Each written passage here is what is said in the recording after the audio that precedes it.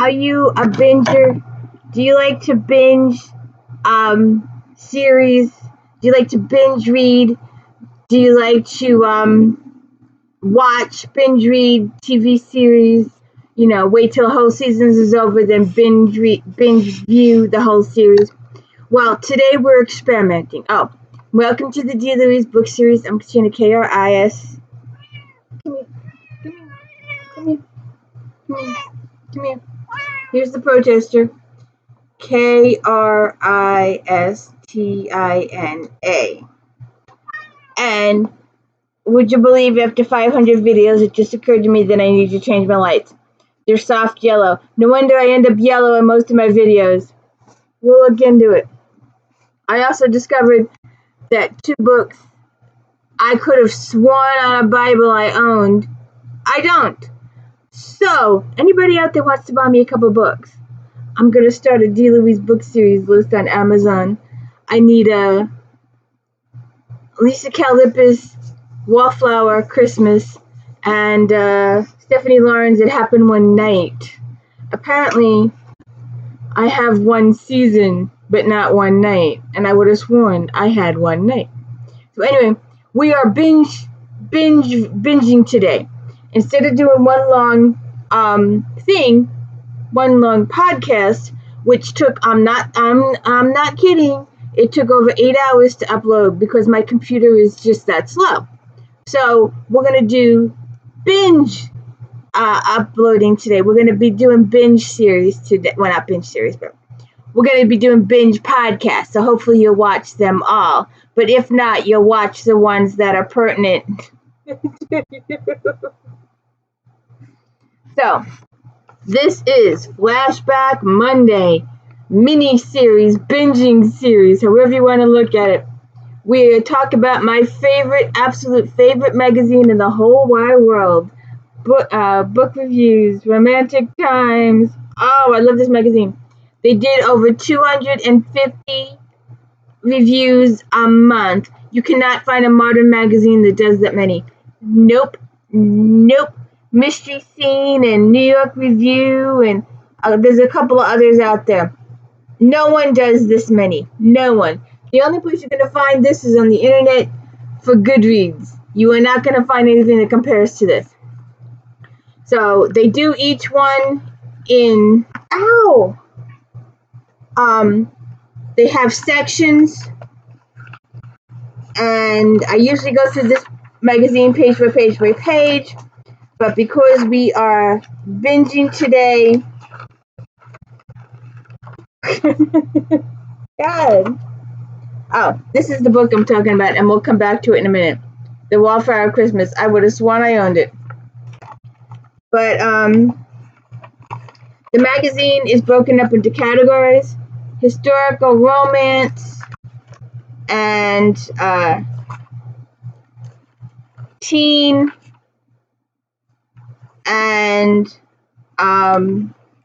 inspirational and mystery and sci-fi, contemporary romance, paranormal romance, paranormal mystery. So we're going to do each one of these as a separate video today instead of one long one.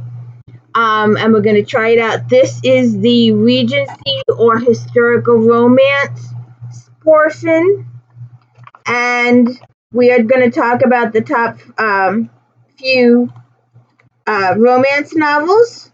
I should have brought the whole series down, but I didn't when I was forming this.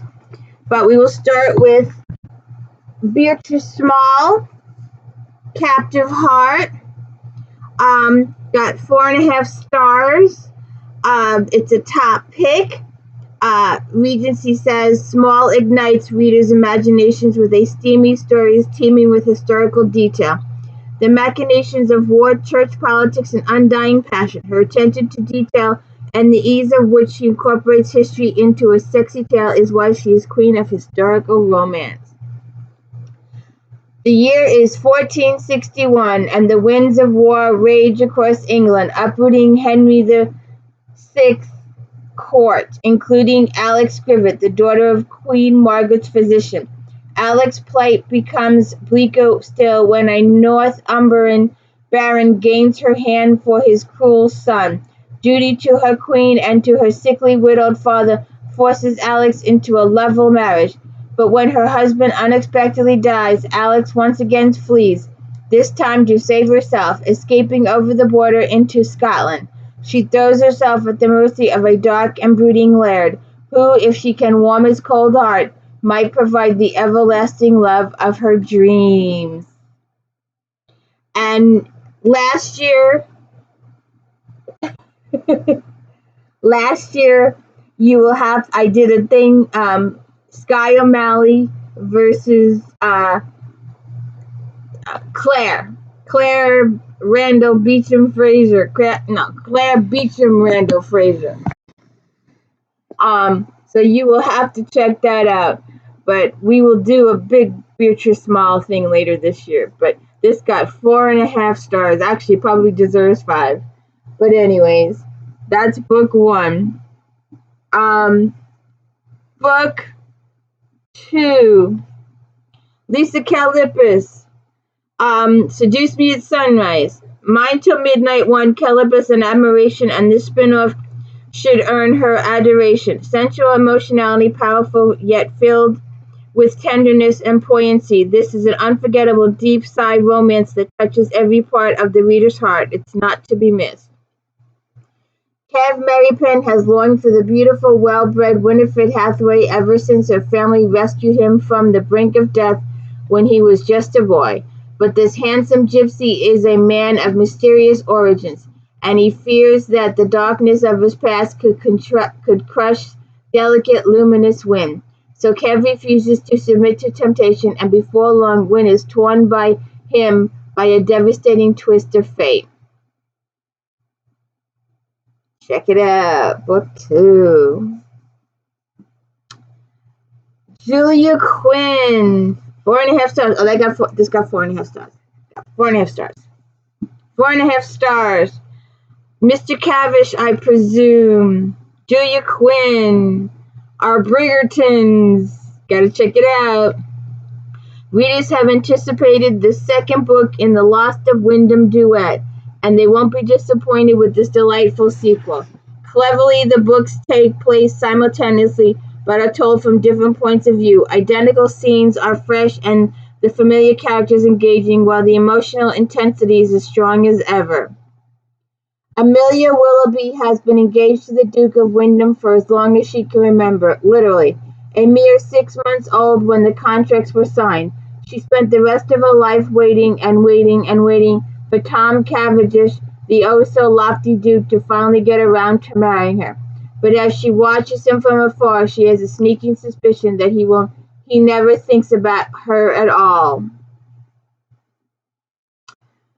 It's true, he doesn't. Thomas rather likes having a fiancée, all the better to keep husband hunters at bay, and he does intend to marry her eventually. But just when he begins to realize that his bride might be something more than convenient, Thomas's world is rocked by the arrival of his long-lost cousin, who may or may not be the true Duke of Windham. And another book that I had,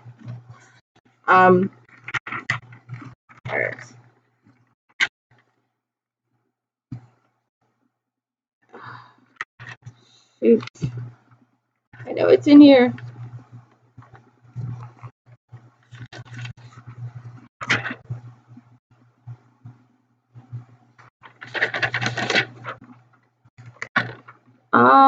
Shoot.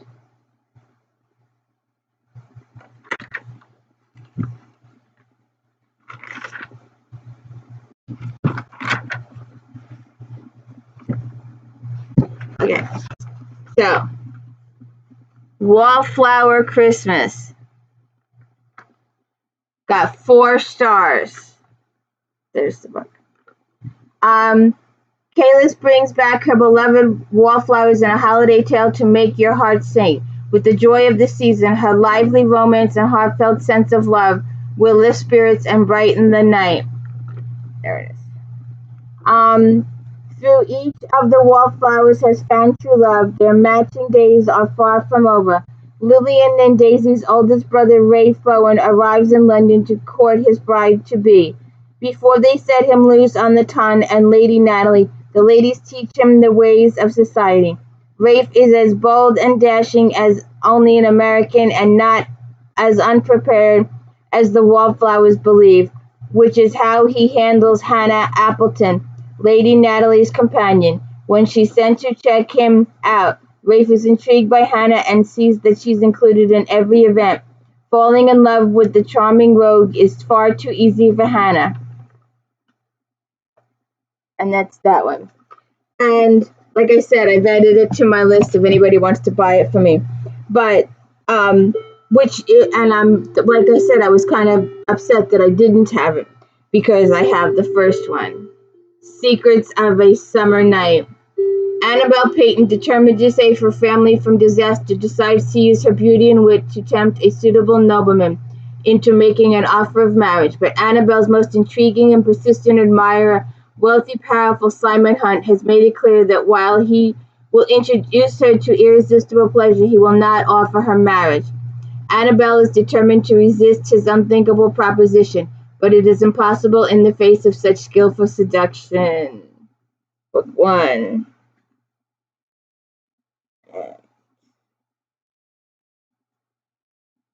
Lisa KLEYPAS, again the magic. Lady Anne Marsden has brought up for one reason, to make an advantage marriage to a member of her own class. Instead, she willingly gave her innocence to John McKenna, a servant on her father's estate. Their passion transgression was unforgivable. John was sent away, and Elaine was left to live in the countryside, an exile from London society. Should do these in order. So, that is 4. Book 2, It Happened One Autumn, where beautiful, bold Lillian Bowman quickly learned that her independent American ways weren't entirely the thing, and the most improving of all was sufferable, snobbish, and impossible Marcus Lord Westcliff, London's most eligible bachelor.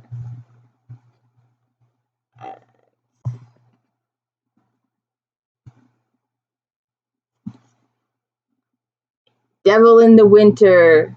Easily the shyest wallflower, Evelyn can't say it.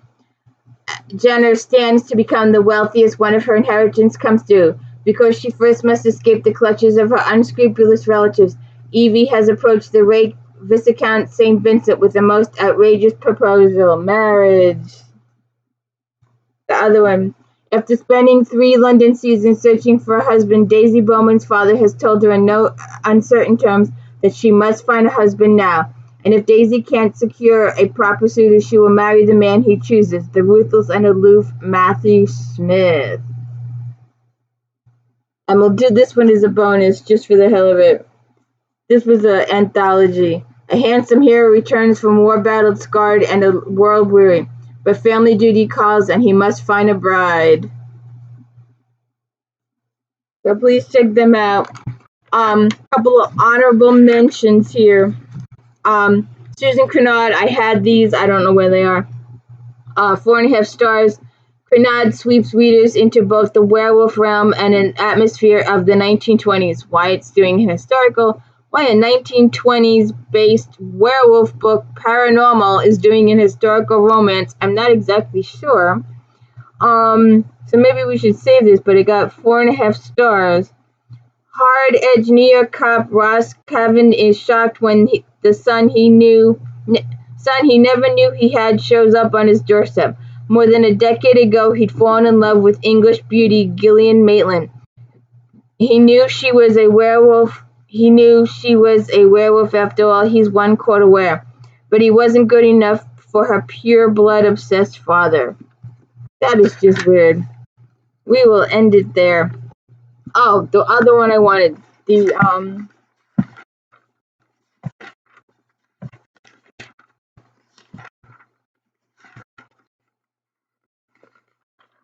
will be the last one. I shouldn't have done that Crenard one.